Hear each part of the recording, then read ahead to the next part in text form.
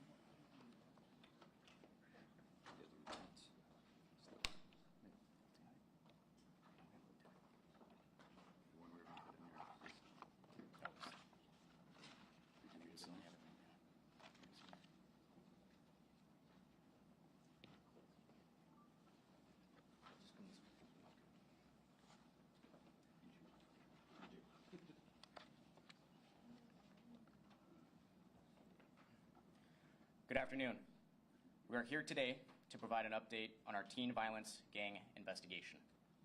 Speaking today in this order will be Gilbert Police Chief Mike Solberg, Major Brant Benham with the Arizona Department of Public Safety, Gilbert Police Sergeant Dave Gale, and Pinal County Lieutenant Leo Aparicio.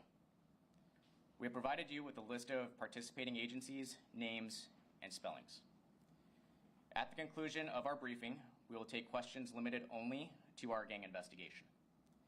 Questions related to other investigations will need to be addressed directly through the agency's public information officer. With that, Chief Solberg. Thank you. Thank you for being here today as we provide an update on our investigation into the group teen violence cases in the East Valley. I'm Mike Solberg, Police Chief with the Gilbert Police Department. Preston Lord's death has highlighted the issues of teen violence that has affected so many of our communities.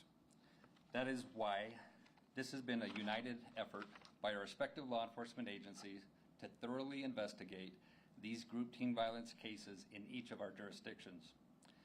Joining me today are the agencies who have together reviewed cases specifically related to the investigations of potential gang affiliation and whether additional charges may apply. Major Brant Benham with the Arizona Department of Public Safety, Lieutenant Jason Troth, Mesa Police Department, Acting Commander Preston Pierce with the Chandler Police Department, Chief Randy Bryce with the Queen Creek Police Department, and Lieutenant Leo Aparicio with the Pinal County Sheriff's Office. I will be providing you with an update into our combined efforts to investigate these teen violence cases. Arizona Revised Statute defines a criminal street gang as a formal or informal association of people who collectively or individually commit or attempt to commit any felony crime. At least one member of the association must be a street gang member. Before I share the results of our findings, we want to refresh the public on what is required for a group of individuals to be legally classified as a gang. On the screen behind me is the criteria that must be met under Arizona state law. As you can see, this simple act of creating a name and calling oneself by that name is not enough in and of itself to qualify for gang status. Here to provide additional information is Major Benham with Arizona Department of Public Safety, the agency responsible for the State Gang Task Force. Major Benham. Thank you, Chief. Per Arizona Revised Statute, a criminal street gang member means an individual to whom at least two of the following 7 criteria that indicate criminal street gang membership apply. A, self-proclamation. B, witness, testimony, or official statement. C, written or electronic correspondence. Paraphernalia or photographs. Tattoos, clothing or colors, and any other indicia of street gang membership, such as extensive knowledge of other gang rivals or specific members, territories, or jump-in process. This is the criteria needed to establish an individual as criminal street gang member. Gang intelligence information is restricted pursuant to 28 CFR Part 23, Intelligence Information. Due to these federal restrictions, gang intelligence information cannot be shared with the public. These federal regulations serve as guidelines for law enforcement agencies. It contains implementing standards for operating federally funded, multi-jurisdictional criminal intelligence systems. It is important to know that it is not a crime in and of itself to be a gang member. In order to charge a gang member with participating in or assisting a criminal street gang, the evidence must demonstrate that the criminal act was committed to promote or further the criminal objective of the criminal street gang. And with that, I will turn it back over to Chief Solberg. Thank you, Major Benham. Through the collaborative efforts by all the agencies you see here today, detectives have concluded that the group known as the Gilbert Goons has met the requirements to be documented as a criminal street gang as set forth in Arizona Revised Statute. We will go into the specifics of this statute in just a minute. We know this question has been top of mind for many, and we appreciate everyone's patience while this matter has been exhaustively investigated. The next question is whether or not evidence exists to submit charges for participating in or assisting a criminal street gang, in addition to the charges that each agency has already submitted related to their group teen violence investigations.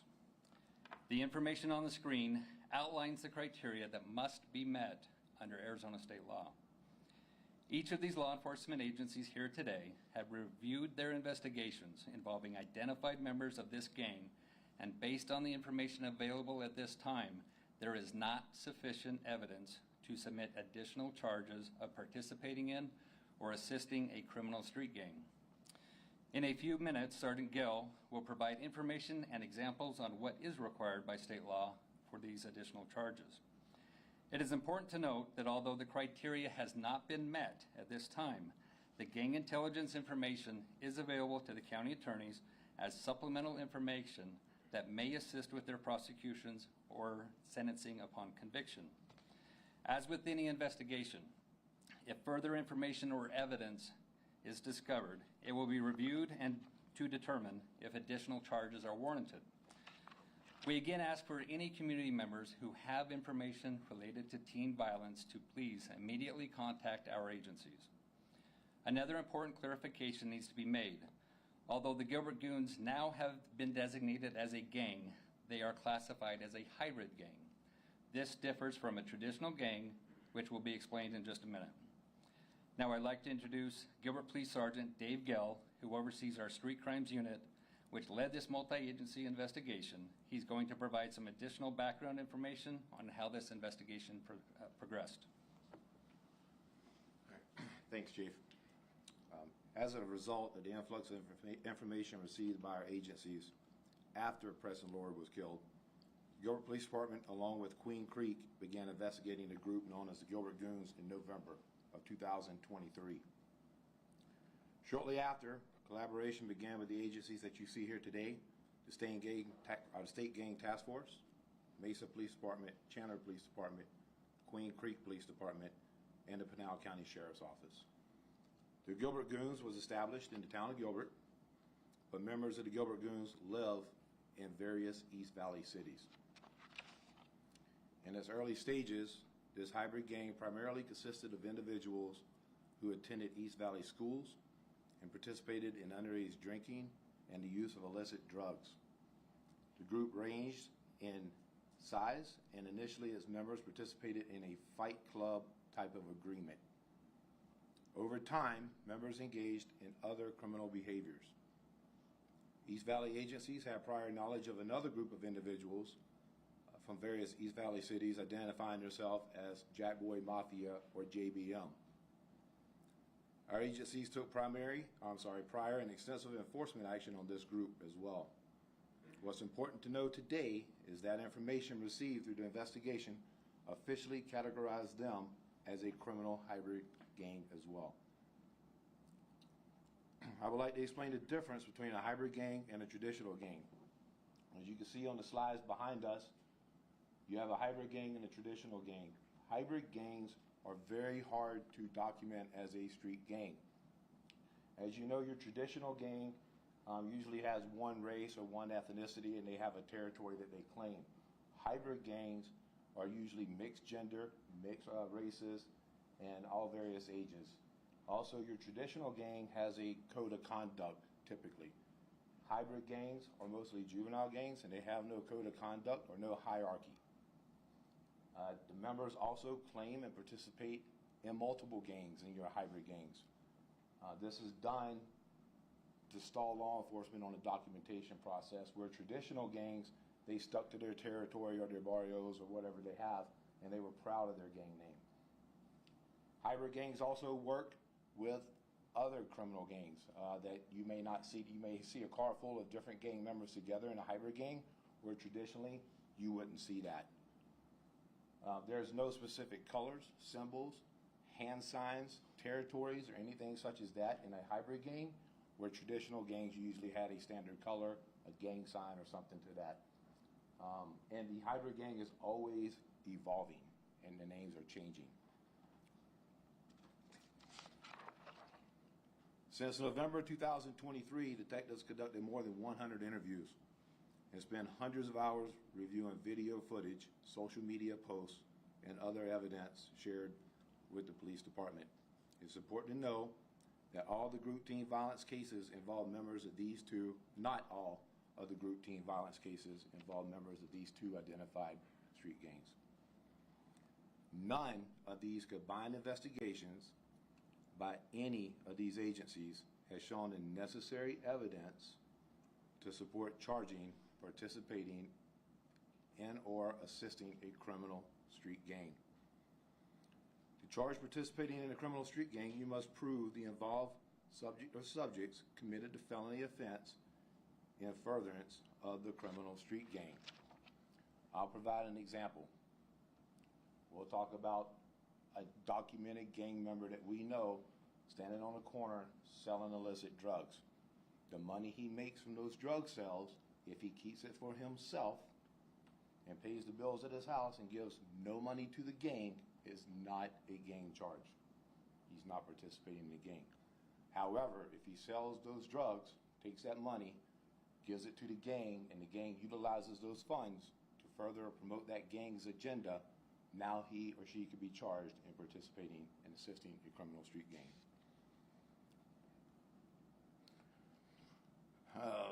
Next, we'll have Pinal County Lieutenant Operacio.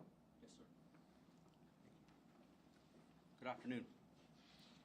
As Major Bennett mentioned, due to intelligence file restrictions, we are very limited in the amount of information that we can provide regarding these hybrid gangs.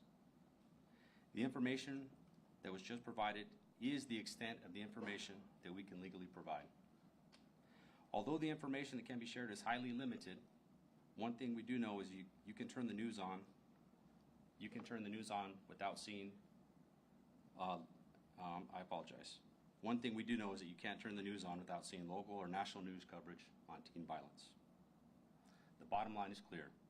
Our youth are struggling and they need our help. This is why our agencies will continue to partner and work together to combat teen violence. Moving forward, we also ask that parents and community leaders remain engaged. We cannot solve this problem alone. Chief Solberg will provide a final summary. Thank you.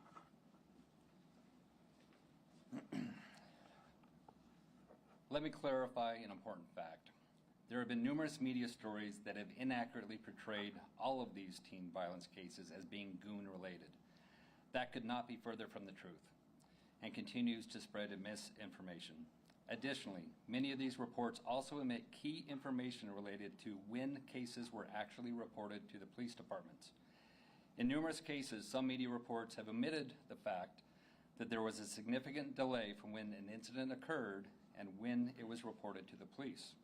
Again, it is important to note that not all of the group teen violence cases involve members of these two identified hybrid gangs. Before we wrap up, I want to thank our law enforcement partners who are here today for their tireless efforts on this investigation. It's been a long 6 months for our communities, but rest assured, our work is not done. Pursuant to federal restrictions, which restricts the release of gang intelligence information, we cannot tell you who these gang members are, but we can tell you that they are known to all of these agencies here today, and we are watching them and anybody associated with them. They will be held accountable for their criminal actions.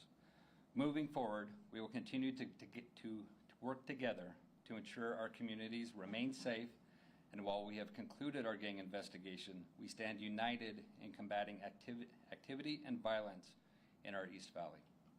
Sir, Trey.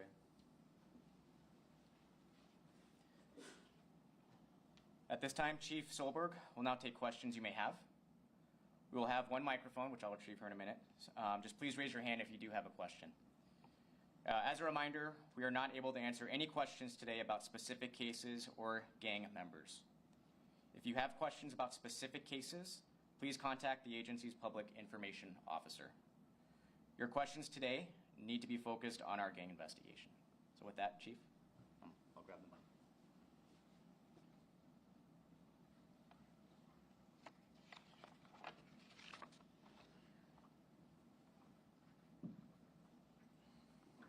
Hi, Chief.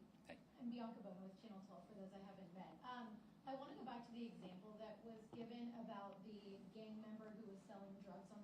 corner. If there were multiple gang members all belonging to the same gang, all selling drugs together on the corner, would that then lead to gang charges? So each case is unique. We would have to look at the evidence available to show that whether it's one person or 5 people, what, as Sergeant mentioned, what are they doing with those proceeds? How is it facilitating that gang or that criminal syndicate? In any case, whether it's drugs, assaults, or any felony act, we have to show that connection between that felony act and the furtherance of a gang or the criminal syndicate. So we've got to look at the evidence. So I can't just say you need this number or you need this or that. We have to look at all of the evidence, build our case to show their actions are in furtherance of the criminal activity of that gang.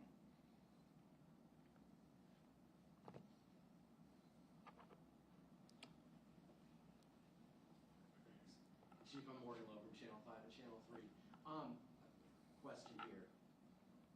It sounds like you're saying that there were at least these 2 hybrid gangs operating on your streets. By looking at the dates on the cases, this has been going on for a while. How do you explain the disconnect between what your officers were seeing and the fact that they missed that there were these 2 gangs operating on your streets? Does that disconnect concern you? So I would not describe it as a disconnect. I would say that the investigations not only our agency and other agencies had, we were actively working teen violence cases. And the information that we had prior to Preston Lord's death was much different than what we have now.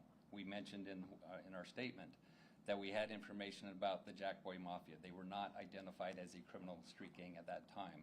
And we were actively pursuing charges on those individuals as a group, not as a gang. And as we had additional cases, we continued to investigate those regardless of their gang affiliation.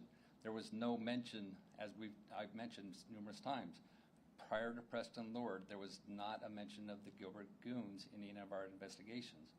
After Preston Lord was killed, there was an overwhelming amount of information, not only provided to us, but to the media, about that term and that group and that association. And that's what we began investigating in November, of what is that association and how are they connected to any of these assaults. A quick follow-up. Lots of interviews done, reviewing social media. Has this investigation into this gang, has the investigation into the teen violence put a strain on your resources, and has that resulted in any other cases falling by the wayside or not being closed out as quickly as you would like? No, obviously every case that we have, we put an importance on getting that thoroughly investigating and bringing justice as quickly as we can. Each case is different. It's unique on what those different parameters are and making sure we have a solid case to present. Obviously, as you have an influx of different cases, it does create an impact on your department, but not at the sake of another case. We keep working all of our cases. It's not untypical for a detective to have 10 to 15 cases at any time that they're constantly working.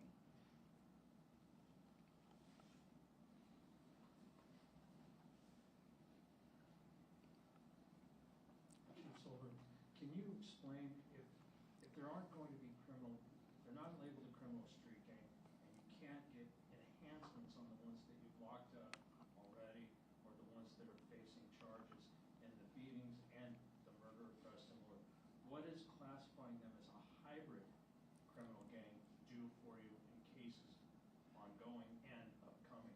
Yeah, so they're a criminal street gang. The hybrid versus traditional is just more of an educational of there's different, the way they operate are different. And so there's not a different legal classification versus hybrid versus traditional. But in this case, as you mentioned, we are unable to charge these individuals that are in both of these gangs with additional charges of participating or assisting in a criminal street gang. As I mentioned, this information has been provided to the county attorneys. At this time, there are no pending reviews from our agencies for them to determine if additional charges could be filed. However, they have this information and they will look at their cases and determine how, if at all, it can assist each of their cases. But that would be a question you'd have to ask the county attorneys. Going forward, if there's any commission of a crime by any of these individuals, again, we still have to not only prove the crime, but also prove that it was in furtherance of that gang activity in order to get that participating or assisting in a criminal street gang. Just a follow-up then, is there a reason the county attorney's not here? we're talking about our investigation and the fact that we don't have charges, she's not here. And granted, we have 2 counties we're working with, both Pinal and Maricopa County.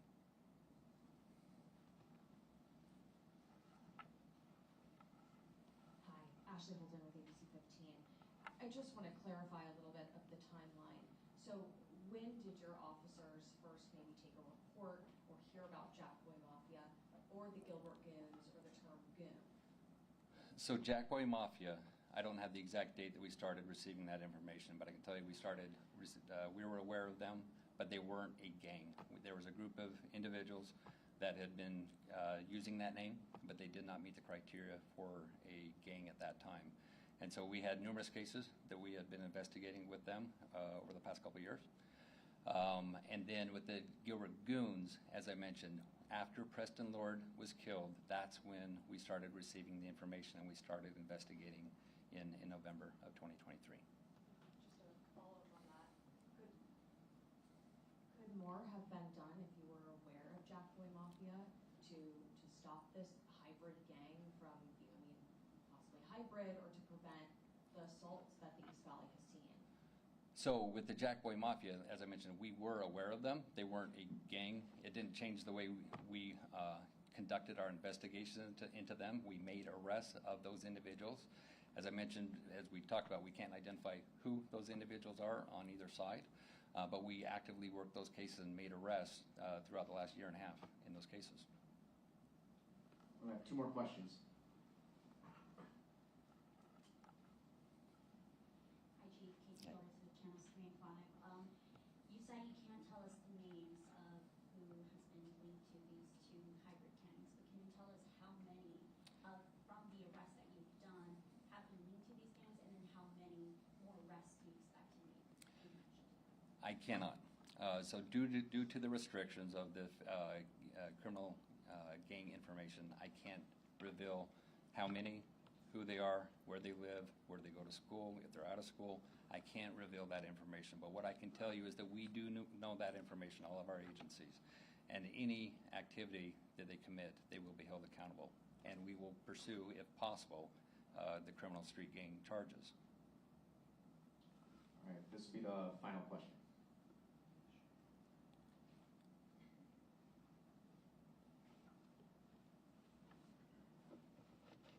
Hi, Elena with the Arizona Republic. I know this announcement comes today, but can you tell me when this designation of this gang happened?